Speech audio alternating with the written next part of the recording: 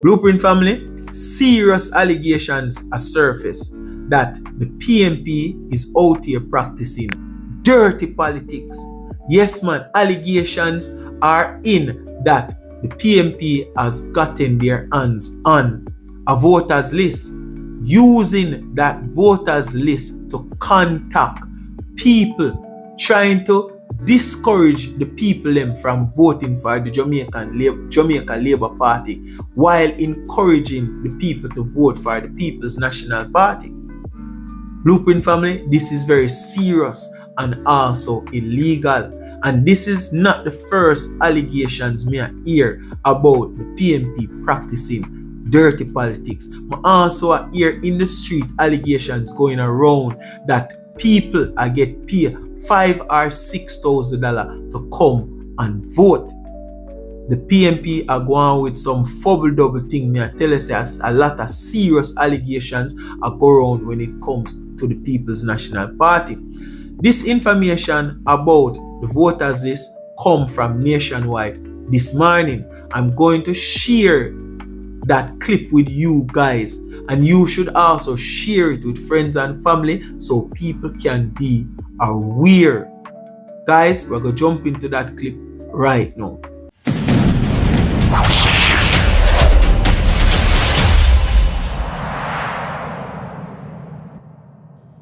On what is happening, a digital dirty tricks election campaign is on in 4 constituencies.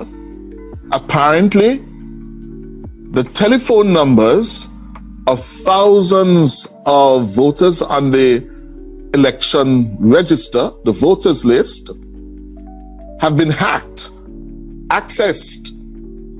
And now, campaigns, political campaigns from 4 constituencies, we have had reports, are using these numbers to target voters. Apparently, we're learning that some political campaigners have illegally obtained the private telephone numbers of voters on the voters list and have been calling them and apparently making their political pitches. This, I gather, is illegal. And we have this morning the data privacy expert, attorney at law, Chuck Cameron, with us. He made it public this morning on Nationwide. And subsequent to his disclosure, we heard from the Member of Parliament for West Rural St. Andrew, Juliet Cuthbert-Flynn, that some of her constituents have been targeted as well. The 2 of them join us now. Good morning, Mrs. Cuthbert-Flynn. Good morning, Chuck. Mr. Cameron, good morning all. All right, so I'm going to ask it to pump it up in my ear for me. I'm not hearing them. Yeah, barely hearing them. If you could just increase the volume in my ear. Thank you very much. Yeah. Chuck Cameron. Chuck? Yes, sir, I'm hearing you clearly. Good. And I'm also hearing you clearly. Tell me, what is it that we have been able to establish, Chuck Cameron? So I'm in the Eastern St. Andrew constituency, and I have received calls from, well, that's where I go and live. I've received several calls from persons that I know that they have been receiving calls from persons receiving calls saying, pitching themselves. But the troubling part is, after they have pitched their case, they say, if you are not sure or you're not happy with the work that the incumbent has done, well, don't bother go out and vote. So that raises 2 issues. These are persons' personal mobile number. There is no... Hold on, Chuck. Tell me, when you say pitch cases, so I'm a voter in Eastern St. Andrew, They got my number somehow illegally. They call me, and what do they say to me? What I intend to do in this constituency and why I'm the better choice.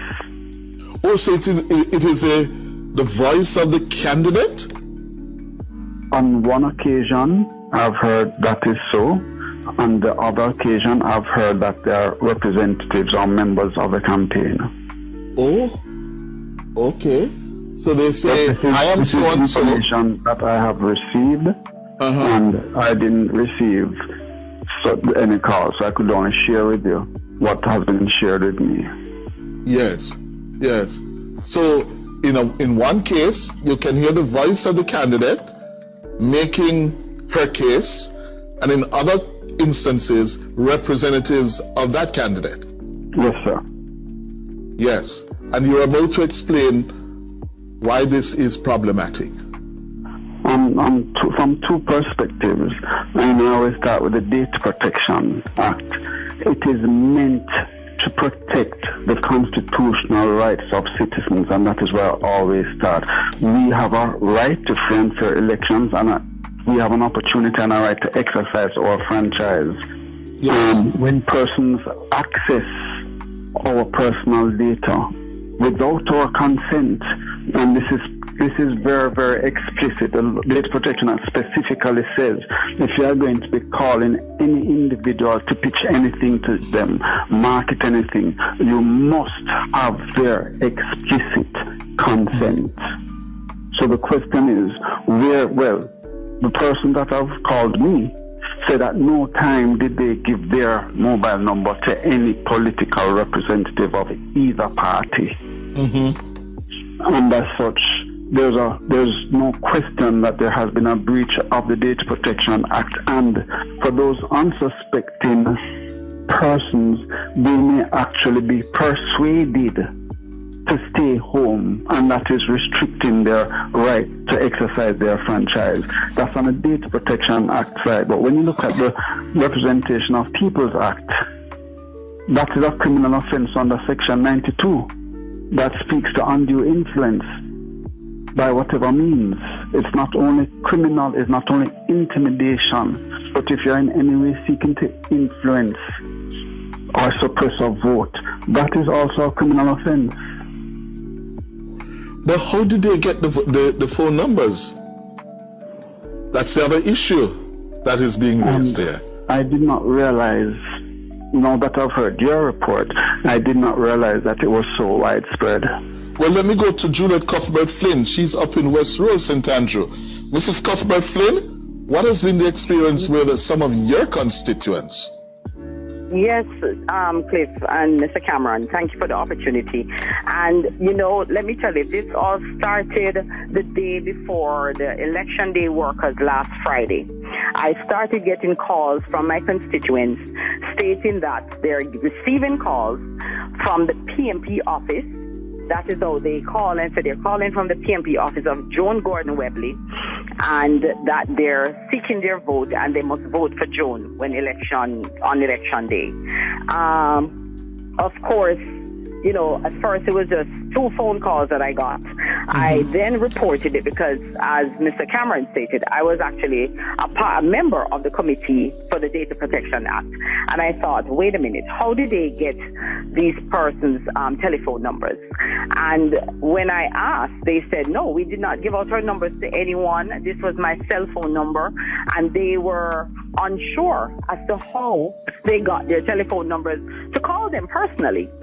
I know that Miss Webley had called one of my Young Jamaica team from months ago, trying to get that person on her team, as she stated. And I believe she called personally.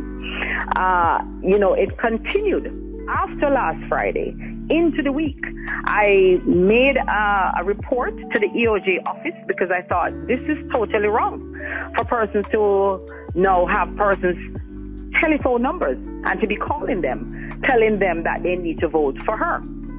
And let me just say that the persons who are being called, they're very upset that somehow somebody out there have their telephone number. I just received another call. Actually saw one of my workers, and she said they called her daughter saying, you are a first-time voter and we are asking you to vote for Joan. And so for some, I guess they're looking at the canvas sheet to know who the first-time voters are. They have a sheet, and I'm also told, it is just really sad that Ms. Webley has taken the old-time politics of yesteryear and come into West Rural St. Andrew. And I want her to know that the people of West Rural St. Andrew, they do not appreciate what is happening. They're all calling me from Cyprus in Red Hills to Lawrence Tavern, all across West Rural St. Andrew, calling me to tell me that they're receiving telephone calls. And I'm also told that at this time, there's possibility at 10 set up at her office in Golden Spring somewhere with a lot of young people down there. And I don't know if that is where the telephone calls are being made. I have forwarded to you one of the numbers that I received. Yes. And I'm going to be getting some more numbers. The problem that I'm having, I don't know where and how they were able to retrieve and to get personal telephone numbers. And I have a serious problem with that. While I may give up my telephone numbers to everybody because I was a member of parliament there, I do not understand how she would have gotten hold of people's telephone number and their personal information. That is a problem for me. Blueprint family, well-thinking Jamaicans, it's very serious. Very, very serious. And you know what appalls me the most is that the PNP out here talking that the Jamaica Labour Party is desperate, when time and time again it has shown who is truly desperate.